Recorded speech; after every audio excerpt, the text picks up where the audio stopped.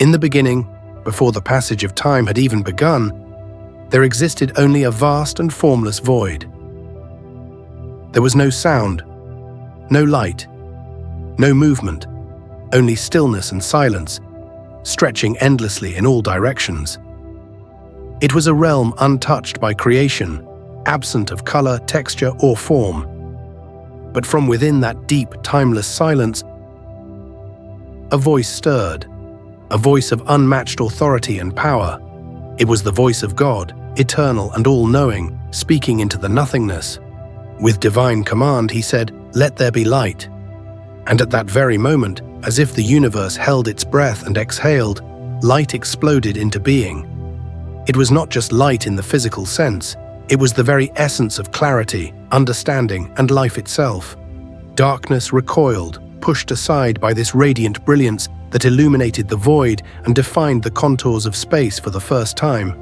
The light shone with purity, unmarred by shadow. It marked the very first contrast, the birth of distinction between darkness and brightness, between visibility and obscurity. God, seeing this magnificent light, declared it to be good.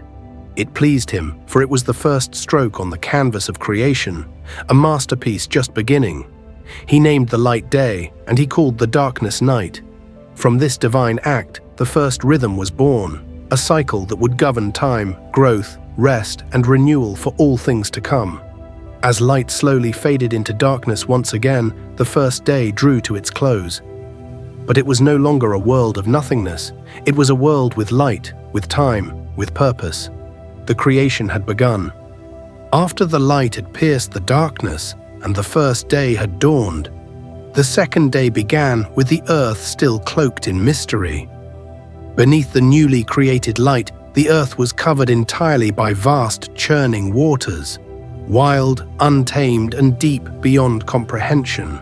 Waves rolled without borders, mist rising endlessly into the sky, blending the heavens and the deep into a single chaotic mass. God looked upon this boundless sea, and once more his voice broke through the roaring tumult. He commanded, "Let there be a vault between the waters to separate water from water." In response to his words, the waters trembled and obeyed.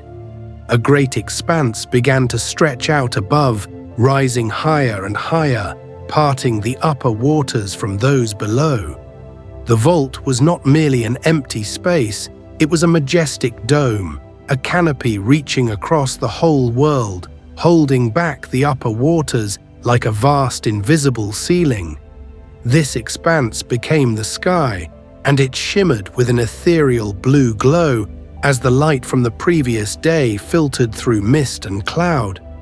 Beneath it, the lower waters settled, no longer stretching into the heavens, but now cradled by the unseen hands of order.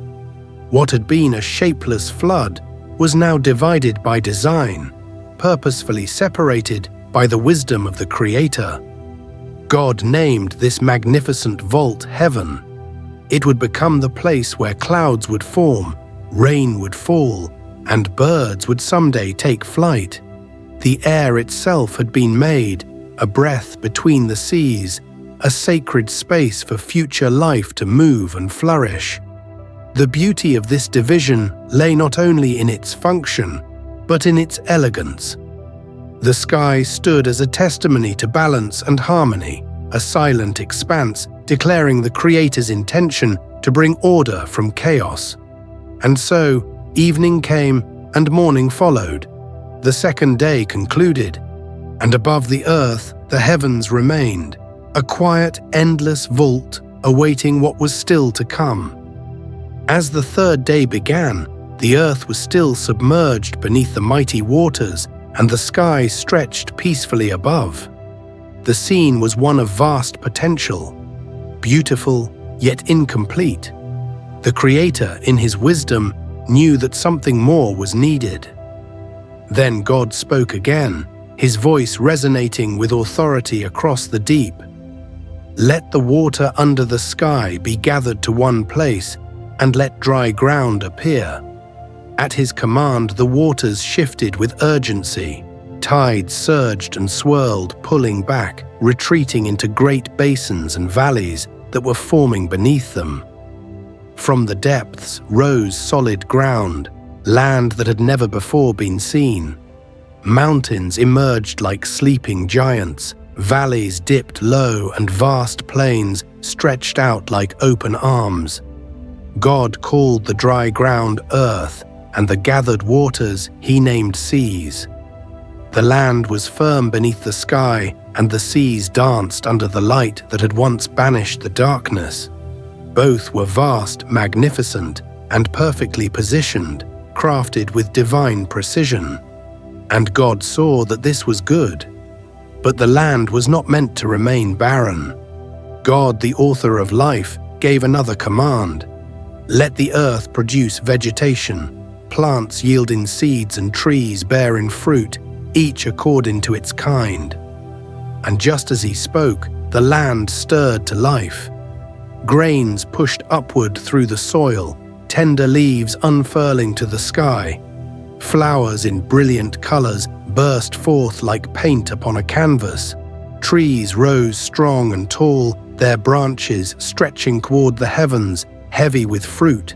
Apples, figs, olives, and pomegranates, all ripe with promise. The ground, once dry and still, now pulsed with green vitality. Meadows spread with grasses and wildflowers, vines crept across hillsides, and forests rustled in the breeze that moved through this newborn world. From seed to fruit, the cycle of life had begun. Each plant, each tree, each sprout grew in its unique form, displaying the Creator's endless imagination and care. The earth was now clothed in beauty, a living testament to divine artistry. God looked upon all that had been made on this third day and saw that it was not only good, it was abundant, full of hope and nourishment. Evening came and morning followed. The third day was complete, and the world was no longer a watery abyss. It was alive, growing, and ready for what would come next. As the fourth day unfolded, the earth stood bathed in light from an undefined source, enough to separate day from night, but without a sun to rise or a moon to govern the evening. Still, the land thrived, and the skies held their place. Yet the world longed for rhythm, for guidance, a way to mark the passage of time. And so God once again spoke into the stillness. Let there be lights in the vault of the sky to separate the day from the night, and let them serve as signs to mark sacred times, days, and years. With these words, the sky transformed. From the expanse above, a brilliant flame ignited. The sun, it blazed with glorious intensity, flooding the earth with golden warmth and casting shadows across mountain and meadow. Its rays shimmered on the seas, touched the leaves of every tree, and filled creation with new energy. Then came the moon, gentle and silver, reflecting light with quiet grace. It was not as fierce as the sun, but it brought calm to the night, a soft glow that comforted the sleeping earth. The moon watched over the darkness like a sentinel of serenity. And God did not stop there. He adorned the night sky with countless stars, each a glowing point of wonder. They appeared in patterns and constellations, scattered like jewels across a velvet sky. These stars would not only illuminate the night, but also help future generations navigate the seas and measure seasons.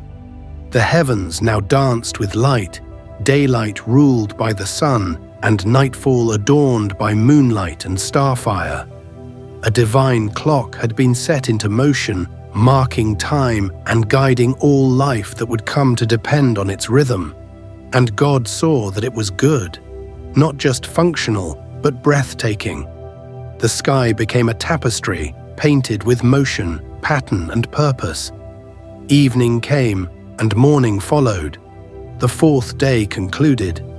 And now, time moved forward with light to lead it, a divine calendar written in the sky. On the fifth day of creation, the Almighty turned his gaze upon the waters that covered the earth and the expansive firmament above. With divine authority, God proclaimed, "Let the waters bring forth abundantly the moving creature that hath life, and fowl that may fly above the earth in the open firmament of heaven." At his command, the oceans burst forth with a multitude of living beings. Great whales emerged, their colossal forms gracefully navigating the deep, their songs echoing through the watery expanse. Alongside them, myriad species of fish appeared, from the tiniest minnows shimmering like living jewels to mighty sharks commanding the currents with silent authority. The seas became a living mosaic, each creature moving according to its kind, filling the waters with vibrant life. Above, the skies awakened with the flutter of wings as birds took flight, gracing the firmament with their presence. Eagles soared with majestic splendor, their keen eyes surveying the land below. Doves glided peacefully, embodying serenity, while sparrows flitted joyfully among the trees.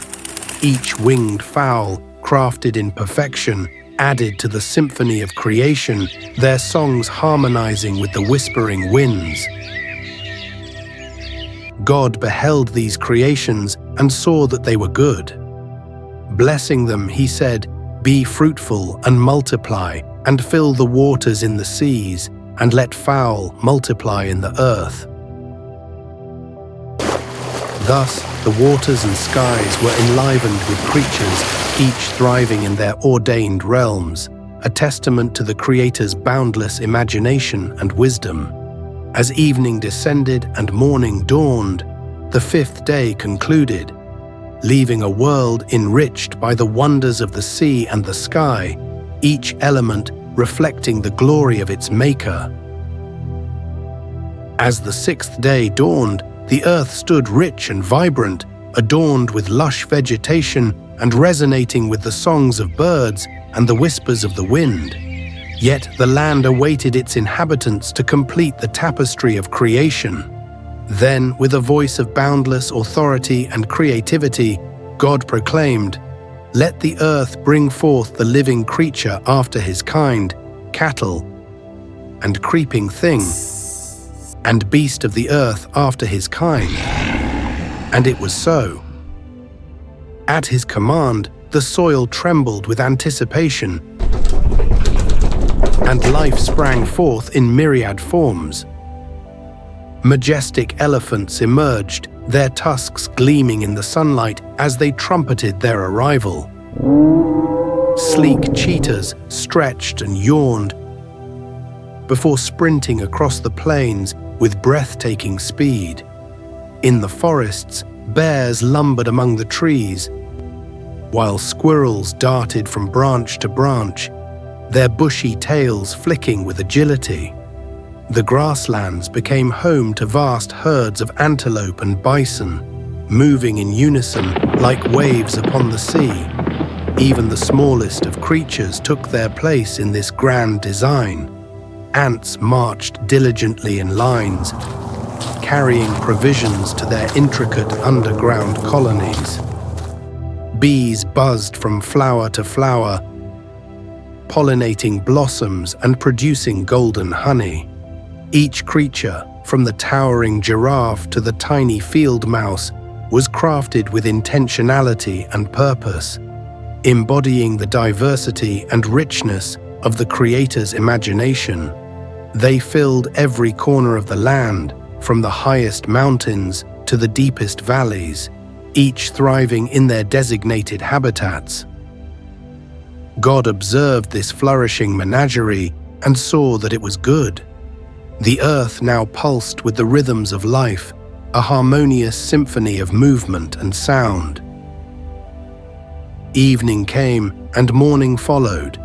The sixth day continued, setting the stage for the pinnacle of creation.